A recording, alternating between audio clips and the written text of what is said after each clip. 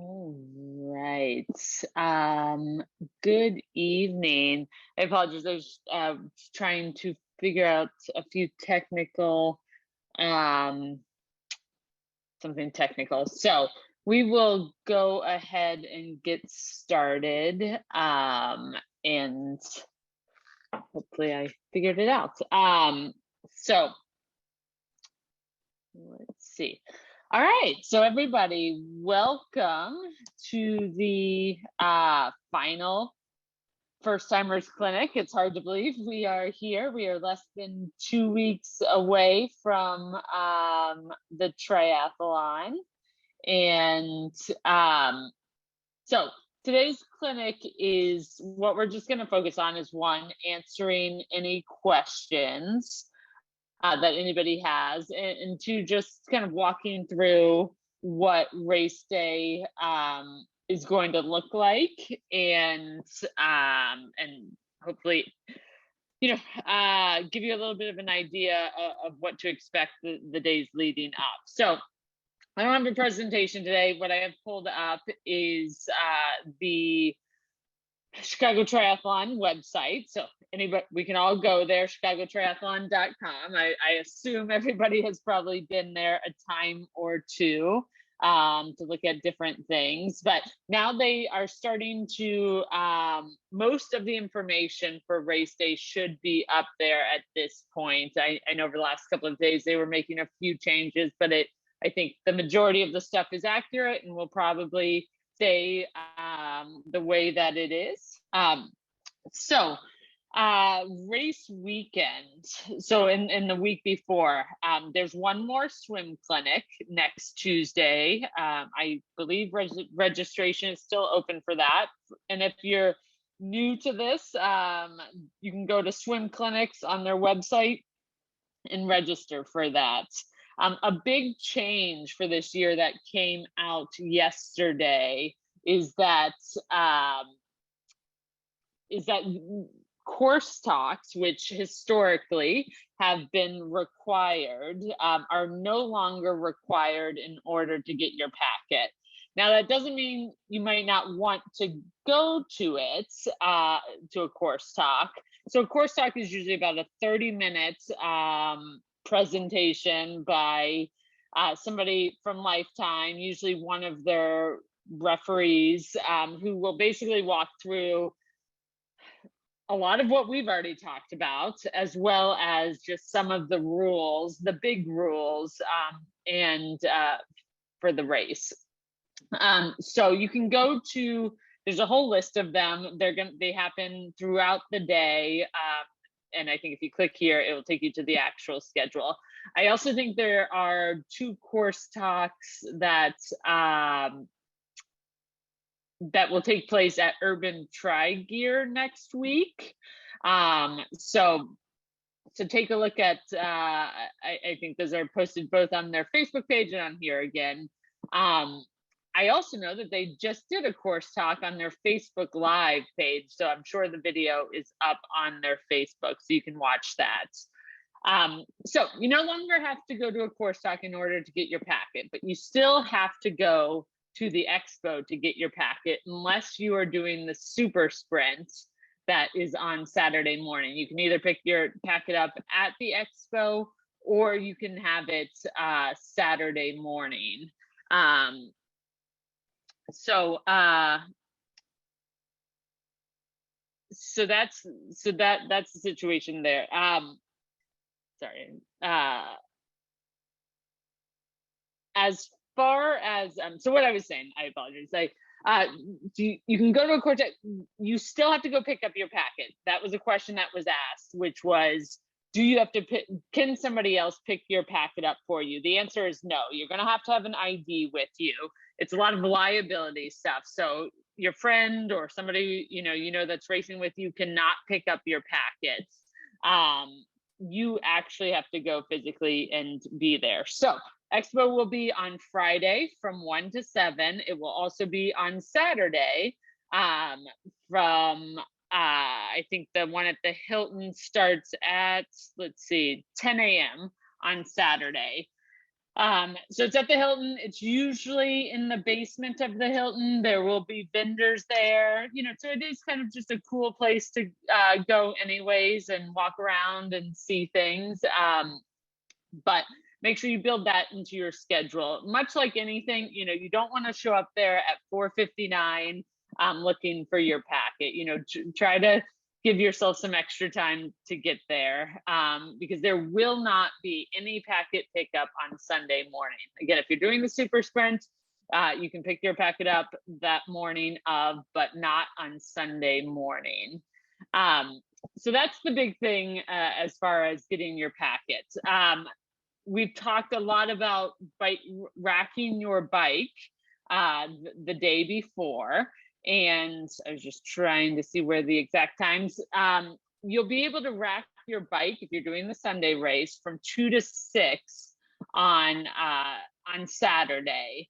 Again, the only thing you can rack is your bike. Now, what I would say is if none of this is making sense about what I'm talking about racking your bike on Saturday, I would recommend, and you haven't watched any of the clinics, go and at least watch the first clinic we did, which is Triathlon 101, where we dig into all of this pretty in depth about what that means, what you can take with you. The only thing you can rack is your bike, nothing else. But we don't really have time to go deeply back into all of that. So that's as far as the expo and racking your bike the day before. The week leading up to the triathlon, the big tips I would have, one is don't really change anything. Don't go on the full spaghetti carb diet. Drink a lot of water. Dehydration, if you just slam some water the morning of, that's not going to be super helpful. What's going to be helpful is to stay hydrated throughout the week. Stick with what you've been doing. No major workouts the week before. And so when you're training, you've had months and weeks of building up your endurance. That week before, you want to let your body rest and recover. So you go in on Saturday or Sunday rested. You are not going to build any endurance between any meaningful endurance between now and race day. So the best thing you can do is just to let your body rest, let your body recover, so you can go in strong. Let's see, night before race day, we should not be eating anything totally different. As I've talked about in all of the clinics, whatever you usually eat the night before you go out for a swim, or you go out for your long run or whatever it is, or bike, that's what you should be eating, the night before, not trying anything different. Same thing with the morning of, nothing different. I talk about one of my colleagues who used to eat Fruit Loops every morning before he would work out. And so on race day, that's what he did, because that's what he knew. And that's what worked for him. I think a lot of people might have differing opinions about that, but the key there is just not doing anything new on race day. So then what does race day look like? All right, I'm going to stop here though. I'm going to look through the questions and just see if there's anything pertaining to the clinics and things like that before I move forward. So there's a couple questions. So the course talk that I just referenced by Lifetime, they did it via Facebook Live at 5 p.m. today, apparently. And I'm sure on Lifetime Chicago Triathlon Facebook page, you can find the video of the Facebook Live video. As far as the clinics I'm talking about, as the first timers clinics that we've done over the summer. So here is, and I'll post it in Facebook, or right now I'm just going to again put my email in the chat. If you don't have Facebook, email me and I will send you this link. But this is the first timers page. And it has all of the last 5 clinics that we have done. These are going to be way more in depth than anything I'm going to talk about today.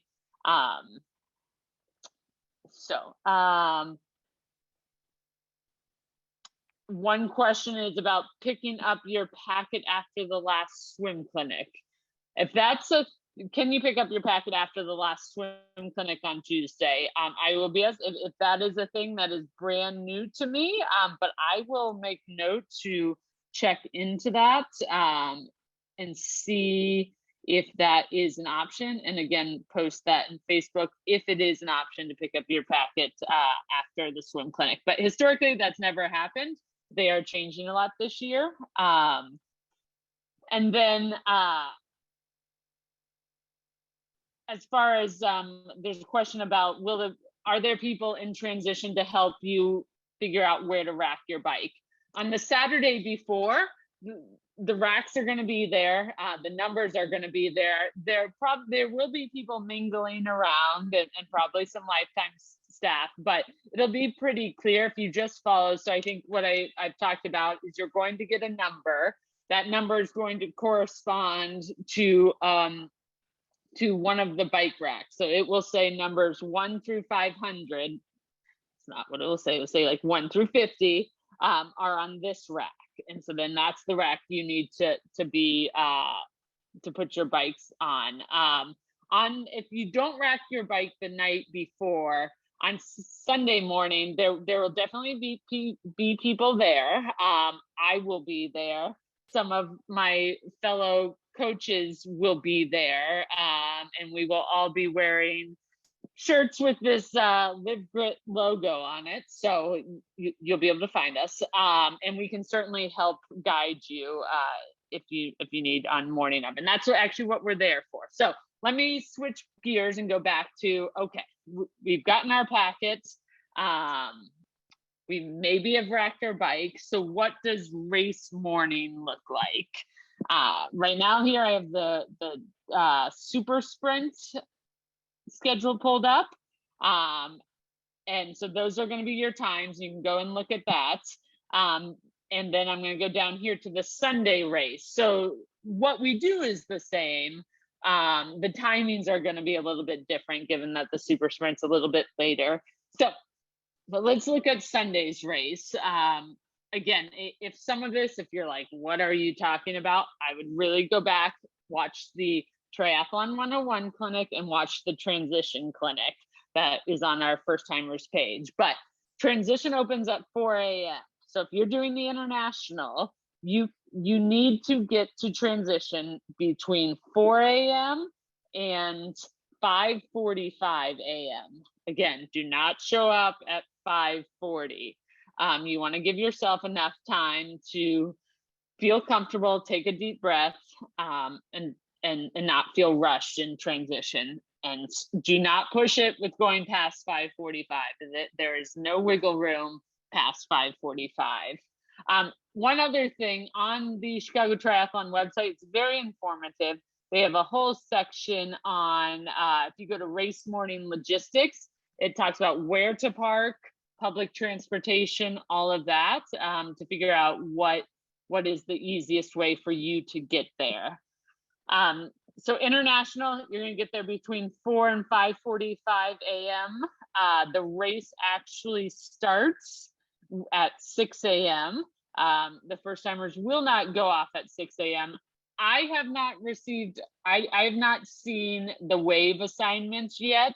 But historically, the first timers, it's going to be, closer to 7:30 or 8 o'clock before the first timers go off for the international distance. But that will all be, you'll get an email that is going to say when your wave goes off. And all the first timers, if you're officially in the first time program, are going to go off at the same time. So then what do? You've racked your stuff. What do you do between whatever time, 5 a.m. and the time our wave goes off? there is going to be a place on the map, which I'm going to pull up right now. Let's see, course. And this is a very, all right, so here's our course map. There's going to be a place that is called Queen's Landing. And they have, at Queen's Landing, they have a fuel station. So it's going to be a big area where they have water. Historically, they have bananas and such. So it's usually just north of where Buckingham Fountain is, on the lakefront.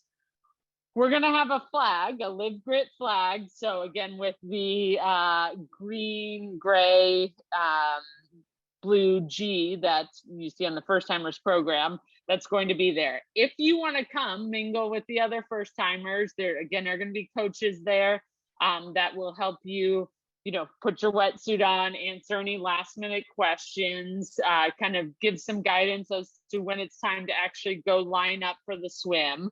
That's where we're going to meet, is at Queen's Landing on the front. There's stairs that go up to Lakeshore Drive. It's kind of this big area. It's hard to miss, but you'll certainly see our flag right there next to the sidewalk.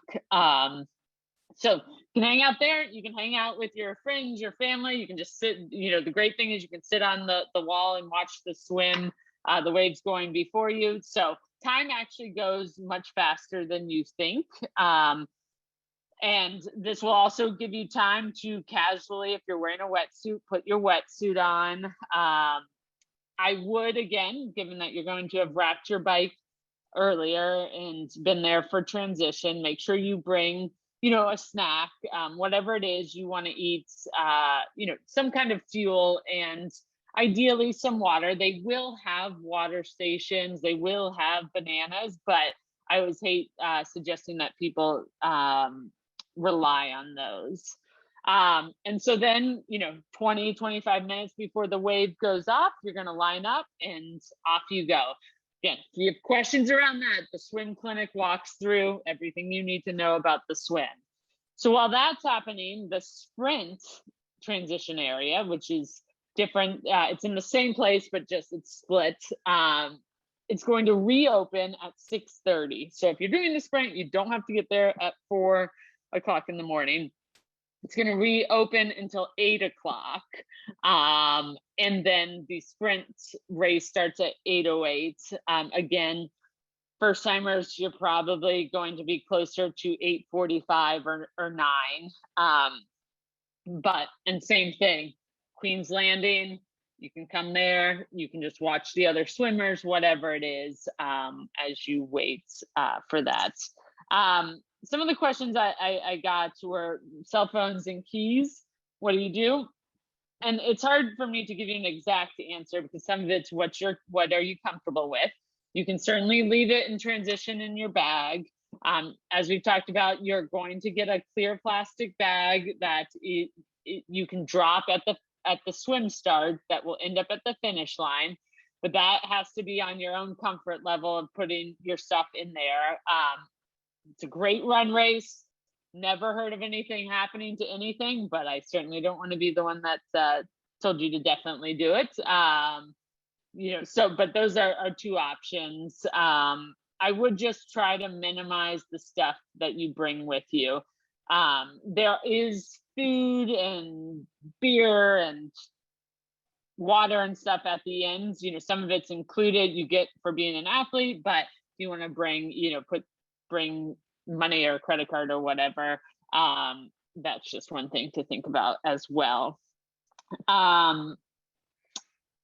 Let's see. So another question I've had a lot is how long for the swim? So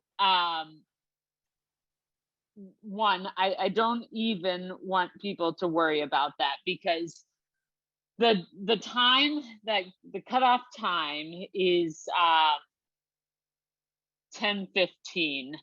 So last athlete exits the water. That is the only cutoff time. There's no specific. So if you get in the water if the first timers get in the water for the sprint at 9 a.m., then you have till 10:15. There is no specific to each wave that you must get this done. You must swim within this amount of time. And historically, the first timers have never been the last wave in the water. And so you will have more than enough time to finish the swim. So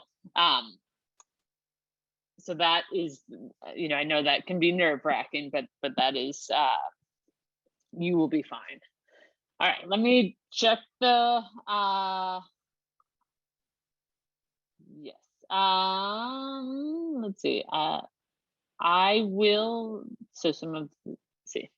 Can only athletes come into transition on Saturday? Yes, only at any time, only athletes can come into transition. Even after the race, it can only be athletes. You're gonna have a number on your wrist, and you can only rack your bike if you've already put your numbers on your bike, which means you had to have picked up your packet and such.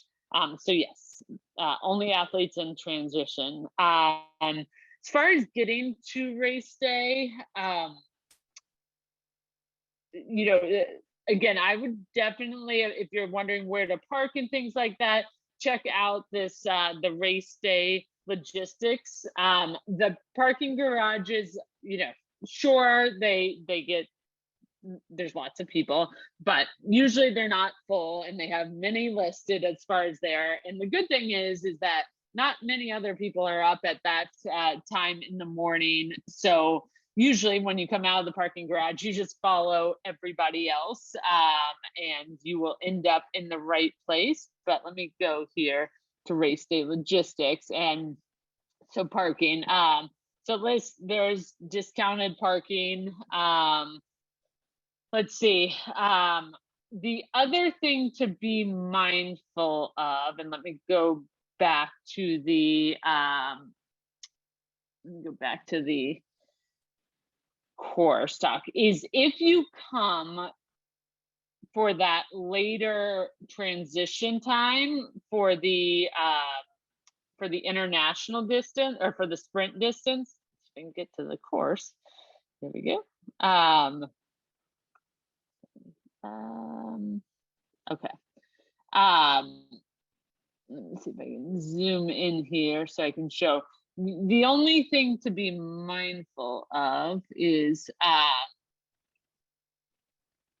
that, and that's the good thing is, one, this is why I would watch one of, if you don't go to the course talk at the expo, to watch the one that's on Facebook Live, because the transition area for the sprint, you enter it by going on Randolph, which is this road up here, and come in at the top.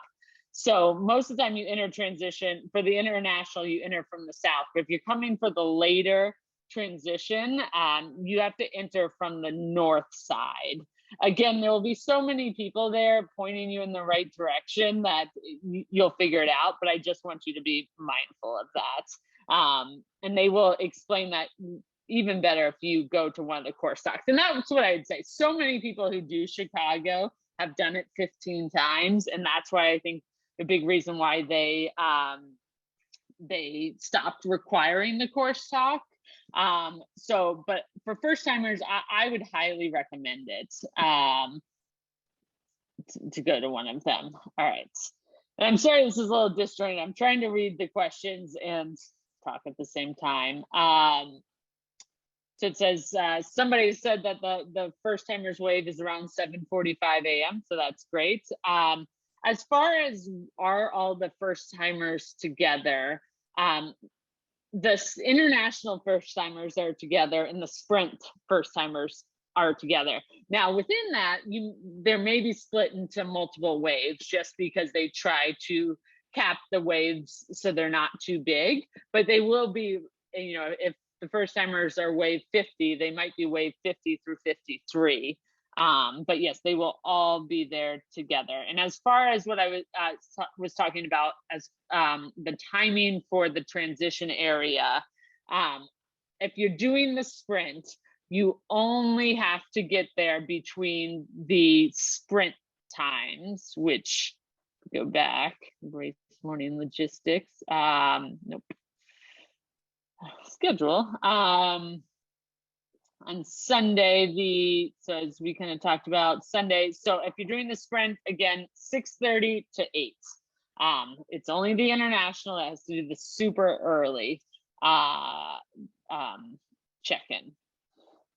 Okay. Next question. So now we're getting to kind of some all over the board kind of questions about how this all works. So are there any questions that I missed as far as just logistically the morning of timing and things like that? If not, I will move on to the other questions. So good, starting with weather, because that's a big question. I honestly have not even looked at what the weather is right now for next week. But if it rains, that does not automatically mean that the race will not happen. They will assess the situation. If there's lightning, then the race, they will either pause it, which has happened, and let it pass over, or have to cancel it. They have a warning system that's like green, yellow, red, based on weather and heat, things like that. And so they will say, you know, it's a warning level of yellow or red if it's like lightning. So, but if it rains, it does not automatically mean the race is off.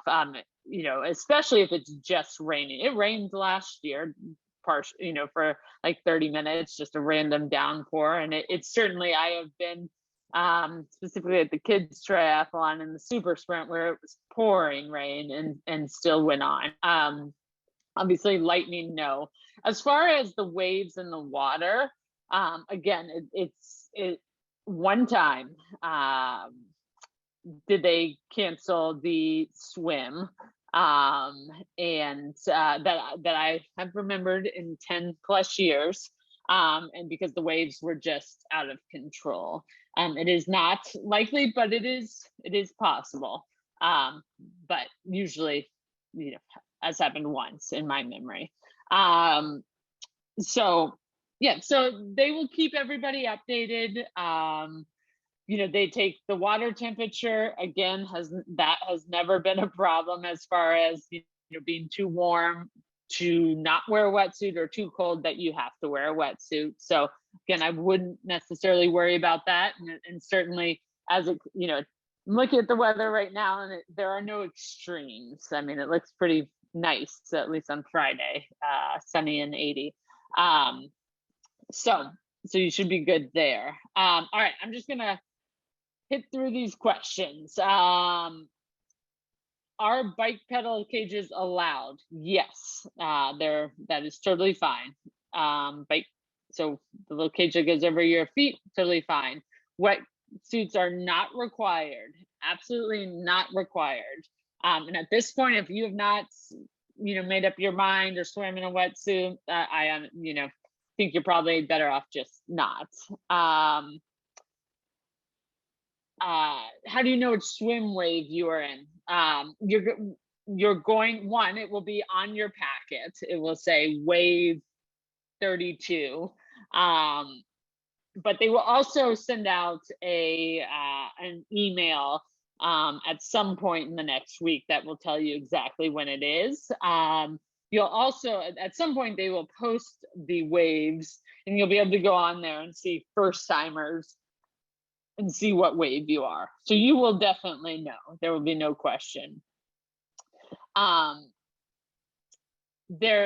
Question about warming up and where you can warm up. The great part is where transition is and where the swim start is are not very close together. So there is a lot of area, there's grass, there's, you know, you'll have a lot of areas to warm up beforehand. Let's see. So if the question is, if you only have equipment for swimming after 5:45, do we bring extra pairs of shoes to warm up, or not to be barefoot before the swim start. Yeah. So as far as people do it different ways. So you drop your stuff off. If you want to wear shoes, if you want to have a sweatshirt, whatever it is that that you want with you for that time, and you want to take that home with you, then you put that in the clear bag that you put a number on, and this will all be in your packet, and you'll see it. You'll put a number on it, which corresponds to the number on your arm, the number on your bib, and you're going to drop it at a tent that says gear drop right by swim start, and then that will end up at the finish line. If you don't care to get stuff back, then you can just drop it. Usually people leave it next to the trash can or whatever, and then Lifetime comes through and donates it all at the end, as long as it's donatable.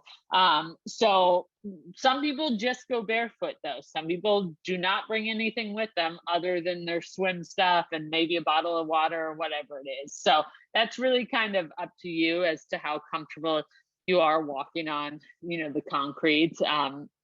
It's Chicago streets, so I wouldn't say they're the smoothest, but you'll also be perfectly fine. And this is so the next question are Garmin watches, and different kind of watches. This is a question we get a lot, a great question. You can absolutely wear a Garmin watch. You can wear an Apple Watch. You can wear, I don't know, whatever other kind of watch. The only thing you can't do is take a phone call on your watch or text on your watch. And actually, it's pretty similar to the phone. You can have you can have a phone in your back pocket. You just can't be using it as a communication device. So a lot of people do, put a phone in their short pocket or whatever for the run because they want to have it back when they get to the finish line. So I hope that's helpful. The other thing I didn't mention is if you go down to the expo, right when you walk in, there's going to be a whole area that I think they call it like Coach's Corner or something. There's going to be a ton of Lifetime people there, and they are all, they have been doing this for years, and they can answer any of these kind of different questions that I may, that I might not have the answer to. But so if you have more questions about communication devices, I would certainly ask them.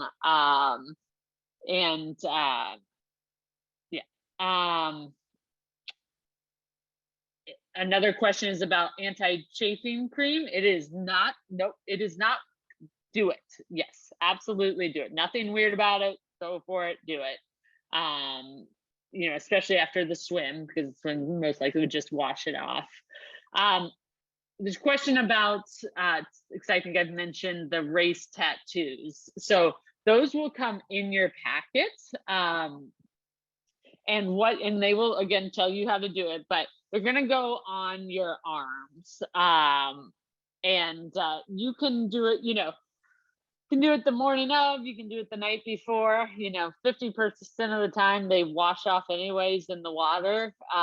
So I don't know, it's not the end of the world. And if you forget to do it or whatever, they're going to have Sharpies down there, and somebody can just Sharpie on the numbers.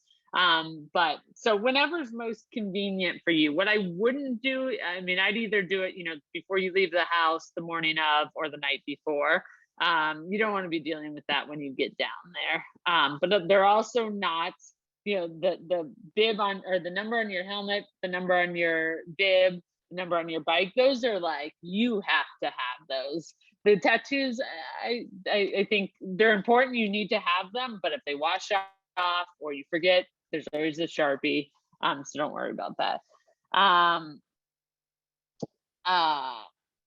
Yeah, so I just mentioned that some people put their phone in their pocket after the swim bike. That would mean that you felt comfortable leaving your phone in your transition area to do that. Obviously, you don't want to swim with your phone. Your bike, that would make me a little bit more nervous that it falls out. But yes, that would mean that you felt comfortable putting your bike in the transition area. And then athlete tracking. There is an athlete tracker. So the question is about tracking athletes. There is an athlete tracker. That is a great question. I'm trying to see if I can find it. Yes, there definitely is, and that I will find the exact answer and link to that, and put that in the on Facebook, or I'll also put a link to it on the first timers page. So I'll make a note of that. But yes, there is an app. I believe it's an app or a website that where people can track you. And so that will mean they'll be able to see, when you start, when you go into transition, when you get done with the bike, so that they can anticipate where to find you. One question I got was about spectating. The swim is super easy to spectate, and it's awesome to spectate. They can stand right on the lake wall. And if you take a look at the course map, if you haven't taken a look at it, take a look at it, and you'll see where the swim is. And that's a perfect place for them to, so I'm just pulling up. Yep, right along the swim here. They can stand and see the whole way. While you're out on the bike, they might want to go grab something to eat, get a coffee, because the bike is pretty hard to spectate. If you're doing the international, there's a couple of the bridges. So specifically like Roosevelt. And then there's another pedestrian bridge down. I think Roosevelt's actually the best one, but there's like one bridge that they can see you. I mean, it's really tough. The run again is a little bit easier. The places I would recommend is that they start close to like the Shed Aquarium to see you go out on the run, and then go over to the finish line and watch you finish. So those are the two best places, down by the Shed Aquarium and then the finish line.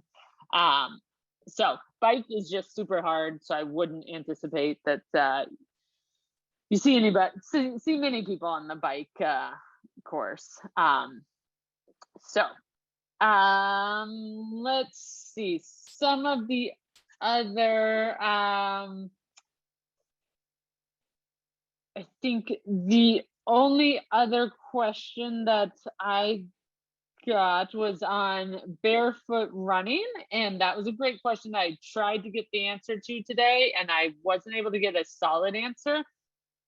So that might be another one to ask the coach's corner when you go to the expo, as to whether, I feel like it should be okay, but I don't want to say that barefoot, that they allow you to run without shoes. They know that on the bike you have to have shoes. So I apologize that I don't have a great answer for that. If I find it out, I will post it.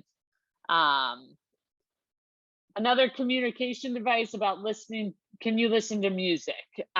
No, there are no communication devices, no music on any of it. Now, might you see somebody doing it?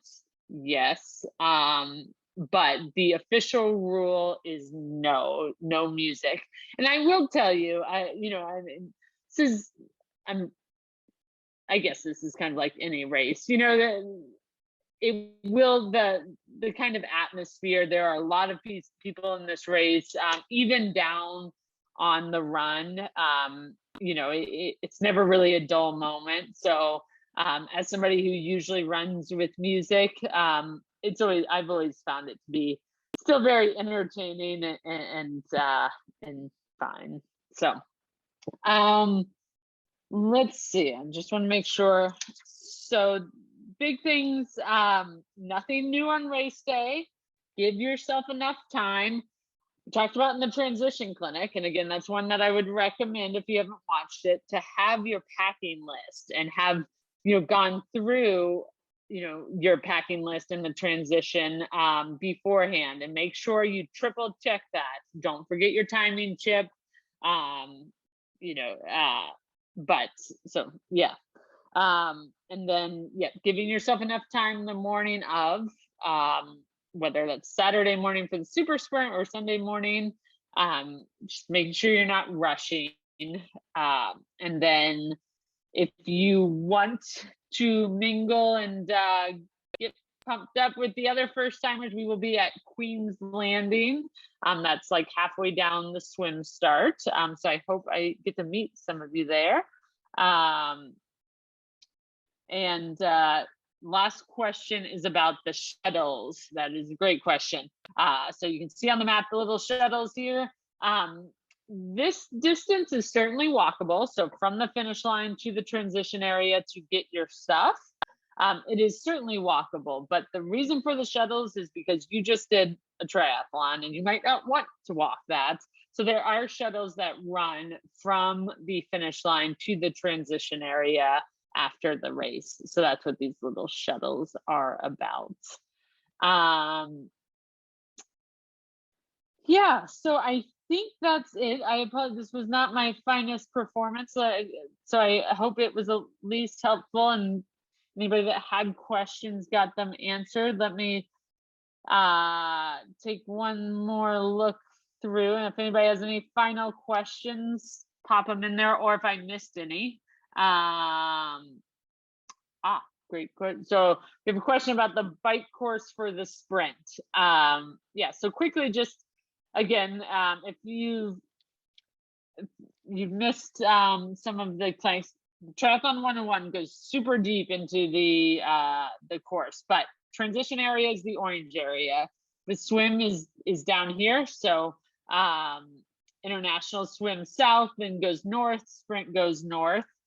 You come out on the north side for the bike course, and that's the red.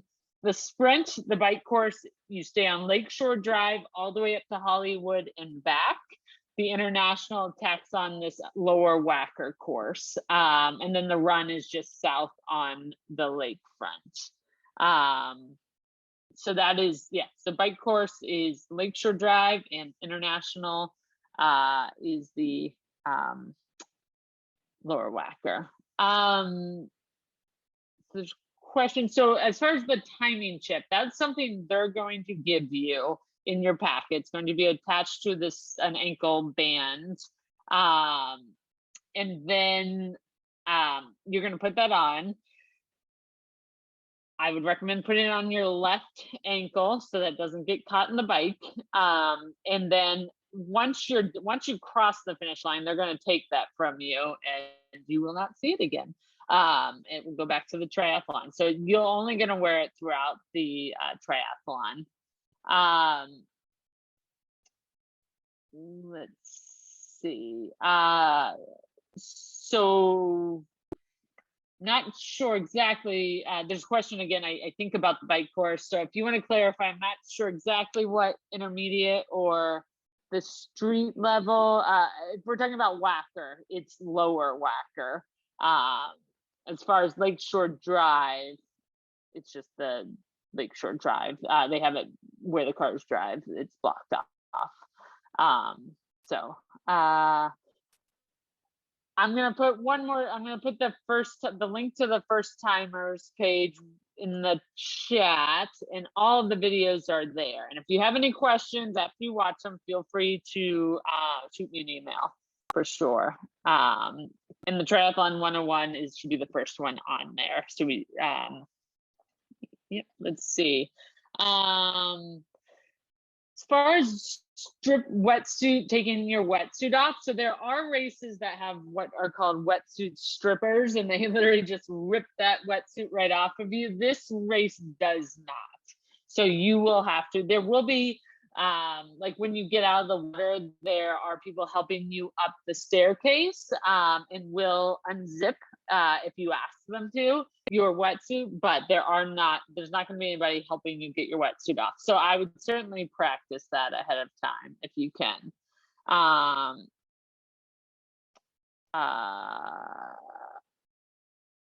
Oh, okay. Well, so thank you for that, Deborah. So it sounds like that, so historically how this race has worked is that you start in the water and then you tread water and then you go. It goes as a big mass start. I think you've seen the videos. Sounds like they've changed that for this year, which is great, interesting. And that it's going to go 3 to 5 people at a time, and you just jump in and start swimming. So, more reason to go to one of the course talks, because every year they change things, and that is a big change, but also great, so you don't have to tread water. So I'd certainly, that's thank you for that. As far as race belts not provided, you either have to buy one, Amazon. I just bought a ton of them for our kids racing on Saturday, $10. So absolutely. As far as bike gear to have with you on your bike, as somebody said that they recommended having the stuff to change a flat, so that would be like a tube. It's really hard to say. If you look on the side of your tire, there's going to be a number, and it's probably going to be like 25 by something or whatever it is. You're going to see a number. And that's going to be the size of your tubes. Usually people will say they're like a 23 or 25. Mountain bikes are large, the number's going to be higher. So you just have to take your phone, turn on the, usually it's really hard to read, and somewhere near turn on the flashlight, and you'll be able to see, it will be something by something. And then take a picture of that and take it into your bike shop, and they'll be able to give you the right tube for your bike. Let's see. Great question. After your first triathlon, what is the one thing you wish you realized or did beforehand? That is a great question. I think that for me personally, well, for one, I think I told this story in one of the clinics, but my first triathlon was a complete disaster because I had never swam in open water or in a wetsuit. I just jumped right in and went for it. And those two things together, it was not good. And I had a full-on panic attack, and just did not go well. But that's what motivated me to get in the water, to work on my swimming, and to try another. And then that's what motivated me to start the first timers program 5 years ago, is to really try to impress. Do not make the first day you get in open water and in a wetsuit the race day. But I think outside of that experience, the next one that I actually did and finished, I would say would be to really, try to take it in. This is you will never be able to say you're doing your first triathlon, and to take in that feeling, because as much as you try to recreate it by going further and faster, there's nothing more inspiring than when you cross that finish line for the first time of your first triathlon. So just enjoy that, and be really proud that that you did it, that you tried it. Yep, you can leave your A bag in transition. Again, unless they have changed something, I don't know, but yes, you can leave, and then that's what you take everything home in after you're done. Yeah, absolutely. And then recovery. So we've crossed the finish line. Lots of water. There are lots of recovery drinks out there, but I'd say staying hydrated, staying active-ish. Walking the next day. I mean, there are people, ice baths, Epsom salt baths, things like that help. But I think one of the biggest things is stay stretching, foam rolling, things like that. So but I would say stay hydrated, and then try not to just sit for the next 3 days. Don't go out for a run, and if you don't feel like it, but going for a walk, stretching your legs, things like that will help a lot. As far as the after party, so you're gonna cross the finish line, and then they have a whole after party. On your tag, I believe you at least get a beer. I'm not, they change it every year what else is provided, but they'll have some kind of athlete food afterwards, but then they'll have a lot more. So if you want any of the more or more than they give you, then you'll need to bring some some kind of money in your run shorts or whatever it is. But there is something that comes with it, and will be on your tag when you get your tag. And yes, spectators are allowed in the after party, and that's what it's for. And then you can convince all your friends to do it next year, and family. So if anybody thinks of any other questions, again, email me, and or post it on Facebook, and I will try to be very diligent to that this upcoming week. But morning of, we'll be down there in transition, and then at Queen's Landing. And yes, if you get a flat on the bike course, they do have people that come get you. And how long do you have to cross the finish line? I mean, I don't know what the actual cutoff time is, because the way that they run it, let's see, 1:45 is what it appears. You have until 1:45 to cross the finish line. So, but this race is designed, to support everybody and to get everybody across the finish line. So, well, thank you, everybody. And again, my apologies. I feel like this is a little disjointed. So I hope it was helpful. And we will see everybody soon. After you finish, you get a medal and the food I was talking about. But really, as long as you can bike home with a medal, you'll be good. That is all. Everything else you'll get before the race starts. Their medals are usually pretty large though, but I think you'll be fine to bike home with it. So anyways, all right, then we will see everybody next week, and have a good one.